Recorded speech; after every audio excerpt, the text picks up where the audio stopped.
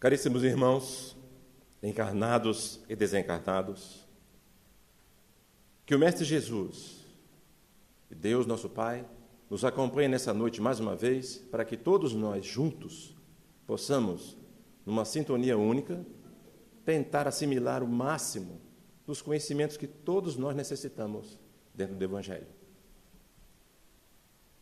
O capítulo de hoje do livro Caminho, Verdade e Vida, de número 116, Agir de Acordo, nos faz voltar sempre à Bíblia e ler um textozinho pequeno, interessante, que está lá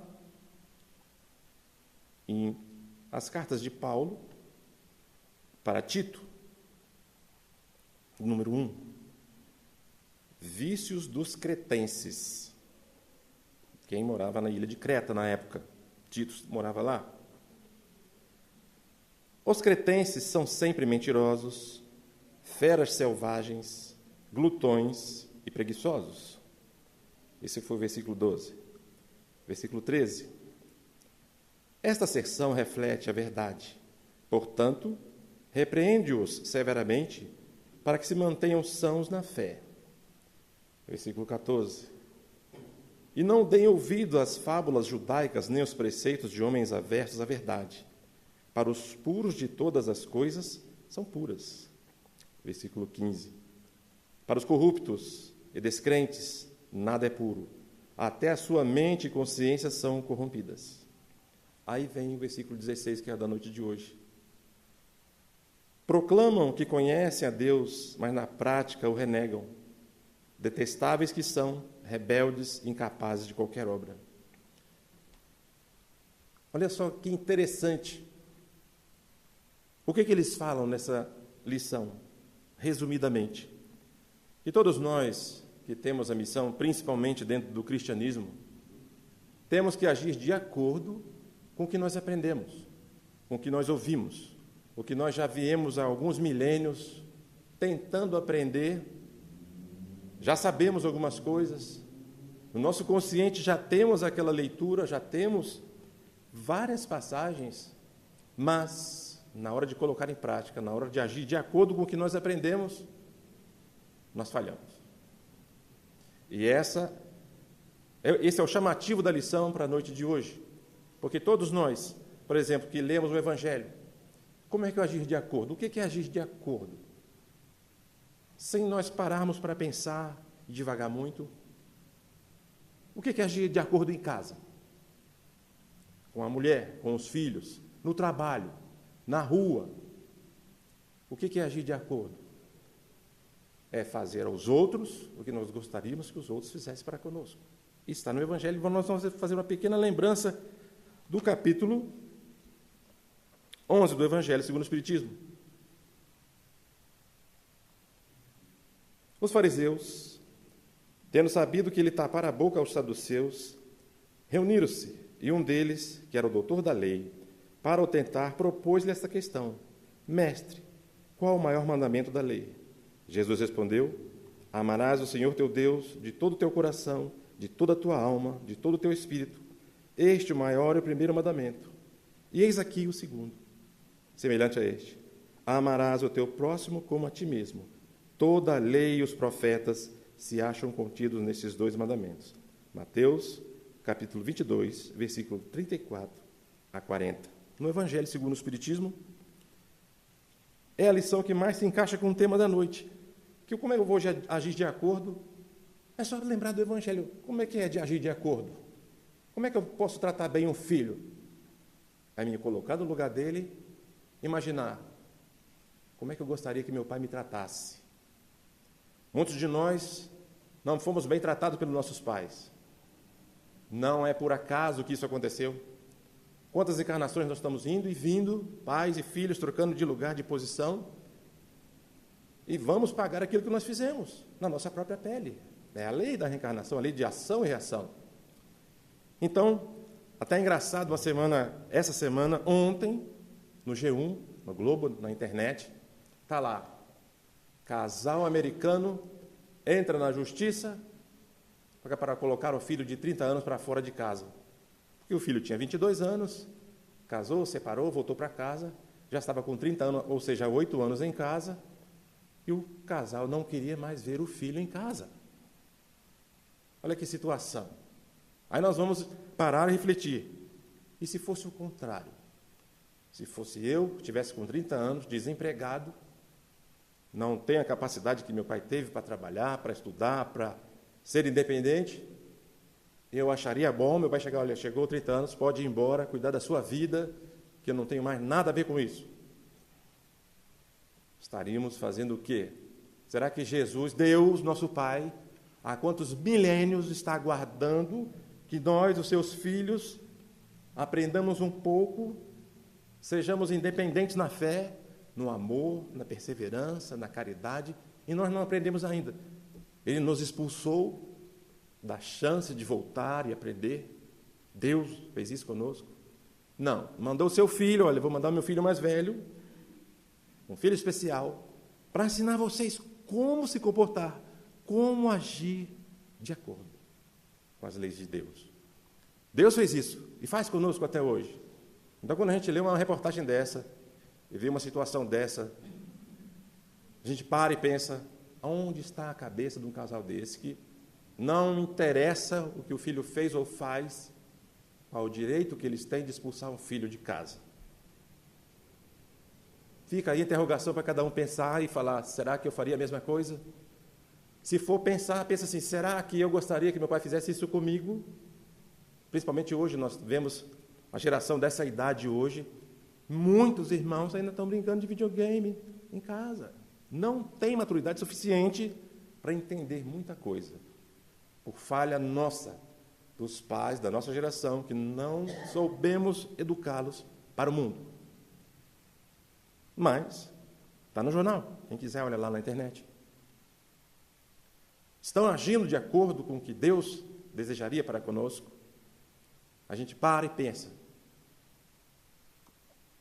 Não, com certeza não. Não seria isso que Deus gostaria que nós fizéssemos com nossos filhos. Então, para a gente refletir um pouquinho, lembrar um pouquinho o que acontece no nosso dia a dia. Chico Xavier, no filme, as mães de Chico Xavier, que ele escrevia as cartas psicografadas para as pessoas que perdiam os parentes.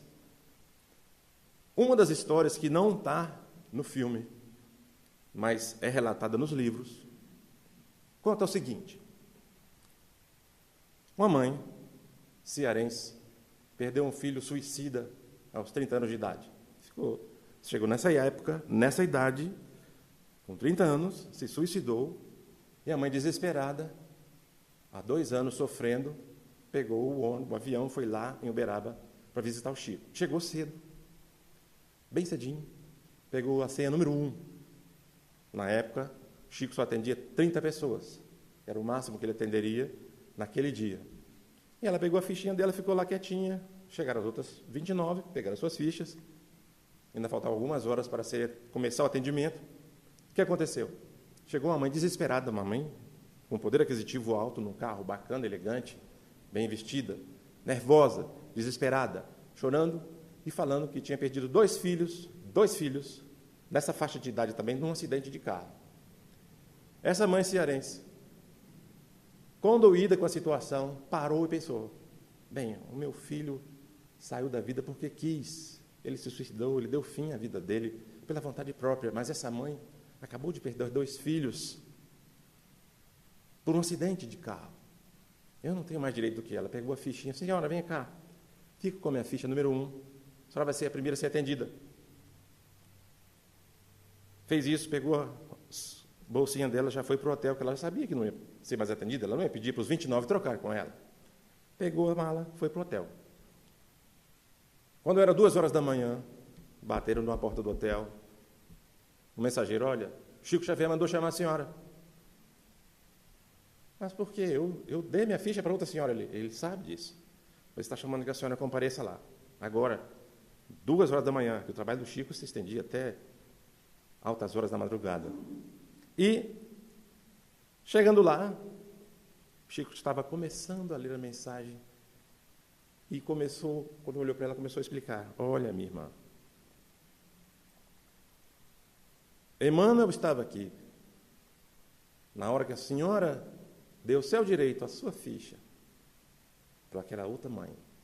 Esse ato de amor seu, de uma mãe, que foi lá para ouvir a mensagem de um filho, tocou profundamente o coração de Emmanuel, e ele foi lá buscar o seu filho. Ele não estava em condições ainda de dar uma comunicação, mas o Emmanuel foi lá com um grupo de espíritos de luz e trouxe o seu filho até aqui, e ele vai dar uma mensagem para a senhora. E ela recebeu uma linda mensagem.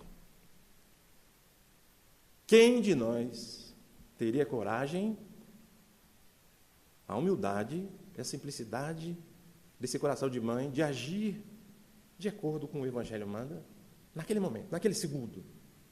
Ela podia ficar quietinha, virar para o lado, chegou atrasada, vai para o final da fila. Eu também sou mãe, estou aqui, meu filho também morreu. Mas ela agiu com o coração. Fez com que aquela mãe conseguisse receber também mensagem dos seus 2 filhos que haviam desencarnado recentemente. Então, esse agir de acordo com o que a gente está lendo no livro, faz a gente parar e pensar. Não importa a religião daquela senhora que foi lá buscar o alívio para o seu sofrimento. Ela agiu como Deus quer que nós façamos aos nossos próximos. Olha que bacana. Sem ela querer, sem ela perceber, foi chamada. É isso que tem que ficar conosco o tempo inteiro. 24 horas por dia. Por quê? A gente fala muito em reforma íntima. A doutrina espírita, ultimamente, tem batido muito nessa tecla. Tenho que fazer reforma íntima, tenho que melhorar, eu tenho que aprender, eu tenho que ser melhor. Mas como é que eu vou fazer? Eu vou parar tudo o que eu faço e fazer um cursinho? Como ser melhor? Ou trocar o pneu com o carro andando? Que é isso que a gente faz. Nós vamos ter que trocar o pneu com o carro andando. Nós estamos trabalhando, estudando, lendo, vivendo, passando dificuldades, e são nesses momentos que nós passamos o dia inteiro que nós temos que aprender a ser melhores e agir de acordo o tempo inteiro. É essa a mensagem dessa noite. Nós temos que aprender, lembrar disso. Olha, eu preciso melhorar. Quando? Agora. Hoje, agora, nesse momento, nesse minuto. Saiu daqui, pronto. Quero ser melhor. Ah, eu errei. Eu sou muito errado, faço muita besteira ontem. Hoje não vai fazer mais, vai começar a mudar sua vida agora. Todo momento é um momento de melhora. E para relembrar esse momento, que todo momento que nós temos, apesar dos nossos defeitos, das nossas falhas, do passado tenebroso, e muitos desencarnados que estão aqui estão entendendo que nós estamos falando também, nós vamos relembrar uma pequena história, que está no livro Sob as Sombras da Inquisição. Um romance espírita, psicografado pelo nosso irmão Jorge Sincorá dos Santos, paulista. Resumidamente, a história fala o seguinte: no ano de 1348, na França, existia um casal de duques, duquesa, rico, muito famosos, que não conseguiam ter filhos. Jovens, chamavam-se Vitalino e Paola. Contrataram uma empregada doméstica de nome Giovana para fazer os afazeres da casa dele. Eles, com muito poder aquisitivo, mas avarentos ao extremo, passou um mês, não pagaram o primeiro salário dela. E a menina ficou um pouco desesperada, que ela não contou para eles que ela estava grávida. Eles ficaram muito raivosos, porque, primeiro, que ela não contou que estava grávida. Segundo, que eles eram um casal de muito poder aquisitivo, mas a mulher, Paola, não podia ter filhos. Foi passando o tempo, 9 meses de gravidez, e eles pagando ela muito mal. Quando souberam que ela ficou grávida, começaram a tratar mais, com dificuldade ainda, colocaram ela num quarto bem inferior, no fundo da casa, para não ouvir nem barulho, não ter contato com ela. A alimentação era precária, de uma jovem, grávida. Até que no dia do parto, os dois começaram a ouvir os gritos de madrugada. Nenhum dos dois levantou da cama para ir acudir a menina. Dormiram, apesar dos gritos. Acordaram, a esposa fala: fulano, vai lá ver se a fulana acordou para fazer o café da manhã. Nossa, que eu estou com fome. O marido foi, Vitalino foi lá no quarto, o quarto estava todo ensanguentado, estava a menina morta e a criança morta também enrolada no cordão umbilical. Essa foi a cena em 1348 na França. Deus é muito bom, trouxe os dois novamente no ano de 1548, 200 anos depois. 200 anos depois. Vêm os dois como Claude de la Fère e Gabrielle de la Fère. Os dois se casaram novamente na França, muito felizes, muito abastados financeiramente novamente, ricos. Só que Gabrielle ficou grávida. Ficou grávida, muito feliz, o marido, olha, agora nós vamos ter uma felicidade completa. Você grávida, nós com todo o poder aquisitivo, felizes para sempre. Gabrielle teve gêmeos. Quem eram os gêmeos?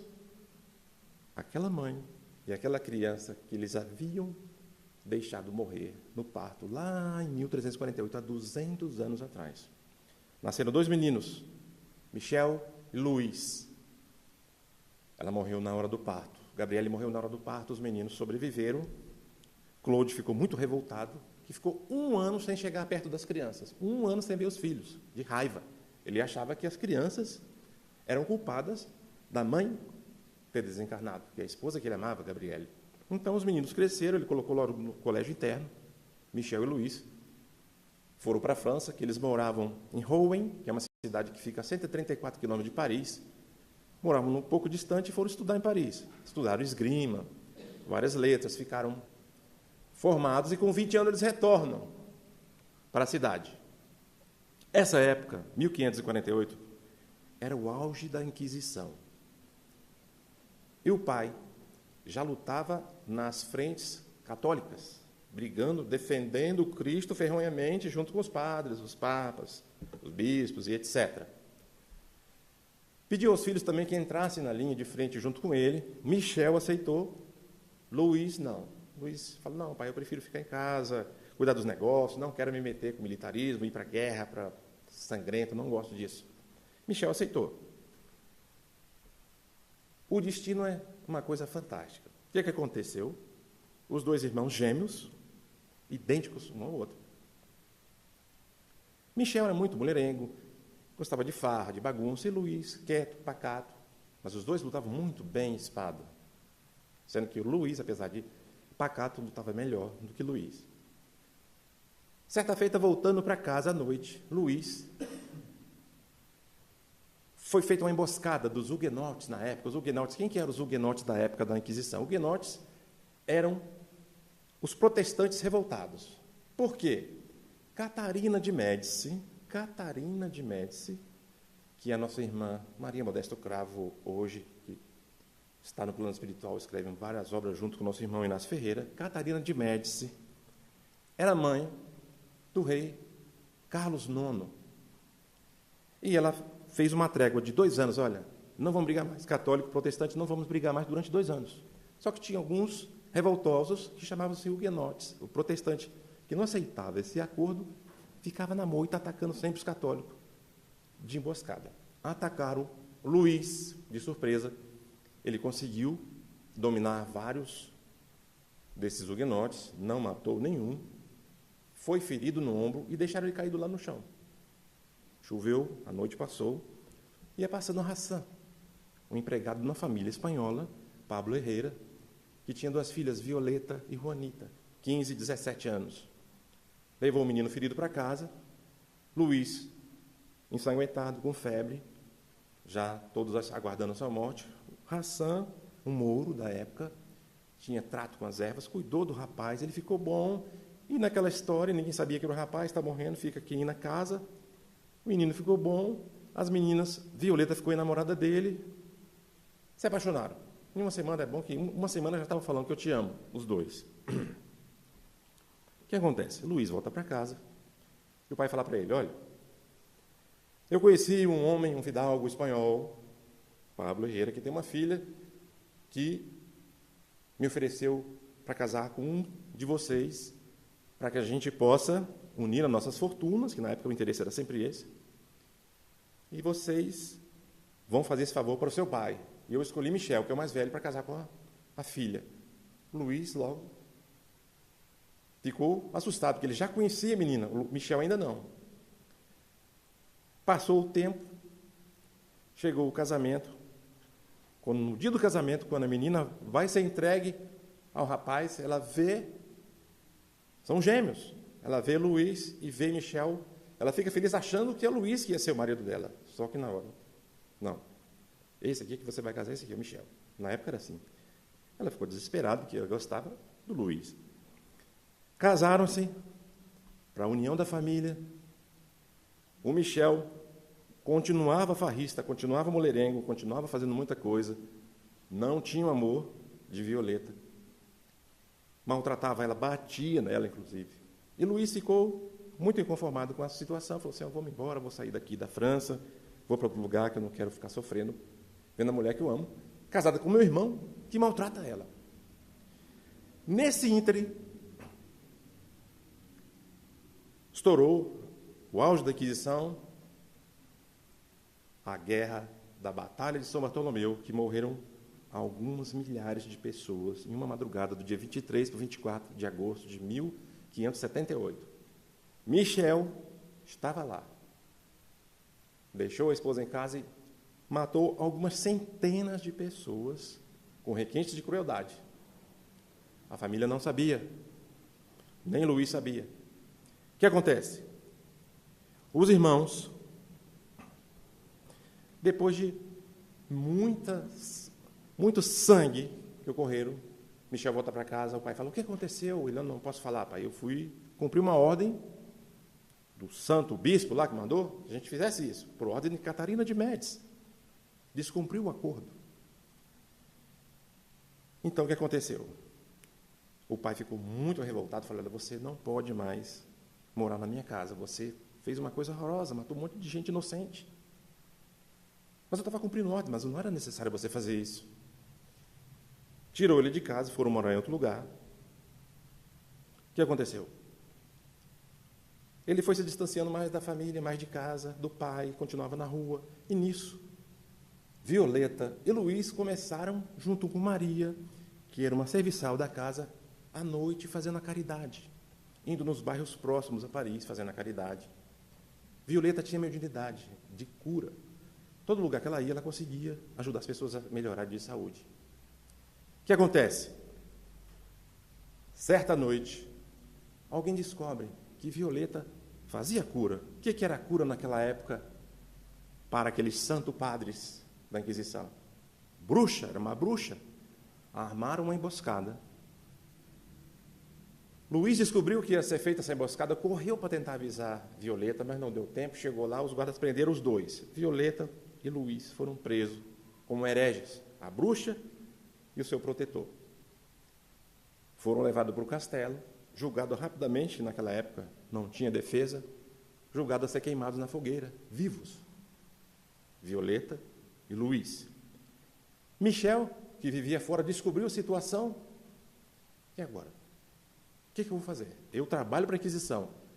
Minha vida é matar. Eu me sacio com sangue, com violência, mas ver o meu irmão e a minha esposa na fogueira, ele não se convenceu. Mas ficou naquela agonia, foi para o bar, bebeu muito, ficou tonto. E veio sua mãe, Gabriela, em sonho. Conta a história para ele, meu filho. Há quantos séculos você e seu irmão vêm lutando muito para tentar evoluir, tentar agir de acordo com o que Jesus nos ensinou. Não faça isso, não deixe isso acontecer novamente. Faça alguma coisa. Ele fica com aquilo na cabeça, volta para casa e fala para o pai, pai, eu sei que meu irmão e minha esposa foram condenados à fogueira e eu tenho uma solução. O que você vai fazer? Eu tenho uma solução. Eu vou resolver a situação. Fique tranquilo. O que ele faz? Chama 2 guardas de confiança dele, vai ao castelo de São Jorge, na França, fala com os guardas que todos conheciam ele, que ele era famoso, matador, cruel, fala, vim buscar a Violeta, porque ela vai ser queimada na fogueira lá na outra rua. Imediatamente, abriram as portas, ele tirou Violeta, mandou os guardas colegas dele, leva, entrega a Hassan, que já estava esperando com a carruagem para levar ela longe, levar ela para fora de Paris. conseguiu salvar a Violeta. E chegou na hora, pediu ao sargento da guarda, olha, eu quero visitar o meu irmão, dar um último abraço nele, porque ele é um herege e merece ser queimado. Pois não? Pode entrar, doutor Michel. Entrou na cela, eu quero que o senhor feche a porta aí. Deixe nós a sós, que eu vou dar a minha última palavra com o meu irmão. Entrou na cela. O que ele fez? Meu irmão, estava dormindo, Luiz. Levante, tira a roupa rapidamente. Vamos trocar de roupa. Trocou a roupa com o irmão gêmeo. Ele ficou com a roupa do herege, o irmão com a roupa de oficial da guarda e saiu tranquilamente pelo Castelo de São Jorge, fugiu junto com Violeta. E ele foi queimado na fogueira, no lugar do irmão. Então, é uma maneira da gente agir diferente. Ele tinha cometido muitos crimes, tinha matado muita gente, tinha levado muitas famílias, matou mulheres e crianças, inadequadamente. Mas aquele pequeno ato, naquele pequeno momento, que a mãe dele, através do sonho, intuiu e agir, fez com que ele agisse como Deus gostaria que nós agíssemos. Pagou todos os pecados? Não. Resgatou um bocado? Sim. Porque só esse ato de coragem dele de entrar no lugar do irmão e ser queimado na fogueira vivo aliviou um pouco da pressão de muitos anos que ele tinha carregado nas costas, de muitas mortes, de vários séculos, que ele e o irmão haviam cometido juntos em outras encarnações. Então, a gente vê, meus irmãos, que a vida, nossa vida, nós não estamos aqui hoje, não é a primeira vez. Nós já aprendemos muita coisa. Tem muitos de nós que pegam o livro, o Evangelho e falam, mas eu já li isso alguma vez, já fica fácil de entender. Porque nós já vivemos em várias encarnações, muitos de nós aqui, inquisidores, com certeza, padres, bispos, alcaldes e etc., com o poder de mandar matar um monte de gente, de torturar muitas pessoas, com certeza, nós fomos muitos desses. Temos a consciência do cristianismo, temos a consciência da nossa culpa, e viemos aqui hoje pedir para muitos irmãos desencarnados, parem de tentar continuar fazendo mal, continuar tentando levar várias vítimas, muitos através do suicídio, da depressão, que está a cada dia se alarmando mais. A cada 40 minutos, no Brasil, uma pessoa se suicida. A cada 40 minutos. Não se divulga muito isso porque não é interessante. Não dá ibope. São pessoas que são levadas por espíritos que ainda têm essa vontade de sangue, de maldade, de fazer as pessoas sofrerem, induzem as pessoas a pular do prédio, se jogar debaixo do carro, jogar na linha do trem, etc. Então, nós queremos, nesse momento, pedir a esses irmãos, olha, meu irmão, se arrependa. Como o nosso irmão Michel se arrependeu. Ah, mas eu fiz muitos erros, eu não tenho jeito. Tem, sim. Tem agora. Agora é o momento de você se arrepender e falar assim, olha, eu não vou fazer mais isso. A partir de agora, vou mudar de vida. Vou ajudar aqueles que eu perseguia. Porque nós somos irmãos, todos nós somos irmãos. Não adianta a gente tentar fugir, nós somos irmãos. Como a gente vai pegar, igual essa situação do casal americano, botar o filho para fora de casa porque ele não trabalha, com 30 anos. Olha que situação que nós estamos, aí vira manchete no jornal. Então, meus irmãos, olha só, a vida dá muita volta. Quem somos hoje? Nada. Quem fomos ontem? Fizemos muita coisa que não devíamos fazer e estamos hoje, com certeza, resgatando o que nós passamos e fizemos os outros passar através dos nossos atos, muitas vezes inconsequentes. E hoje vem a lição, agir de acordo. Eu vou agir de acordo? Sim. Eu não consigo perdoar. A gente ouve muitos espíritos falando isso. Não consigo. Consegue sim, meu irmão, consegue sim. Ouça a sua mãe falando no seu ouvido, cantando uma canção. A sua avó veio lhe buscar. Todos nós temos um momento de tentar melhorar e fazer com que isso mude a nossa vida. No Evangelho também tem passagens interessantíssimas dos nossos irmãos Josué e Zacarias, que eram discípulos de Jesus, acompanhavam-lhe de longe, não eram apóstolos. E tem muitas histórias interessantes. Uma delas, quando Jesus falou, olha, vai, leve o meu exemplo para vários lugares. Então saíram os dois.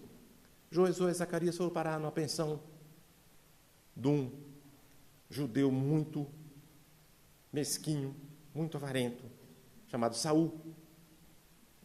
Eles não tinham onde ficar, não tinha nem onde deitar. Falaram assim, olha, a gente pode ficar na sua pensão, a gente trabalha, lava a louça, varre, arruma as camas. Saul pode. Só isso. Eles iam trocar a hospedagem pelo trabalho, sem alimentação. Na época, já era uma coisa muito difícil. Então, Josué e Zacarias foram para a pensão de Saul. O que aconteceu? Eles começaram a fazer palestras, saía um pouquinho, afastava da cidade, ia para o monte, falava de Jesus, aí começava a aparecer gente, curava as pessoas, davam conselhos, falava do Evangelho e voltava para a pensão.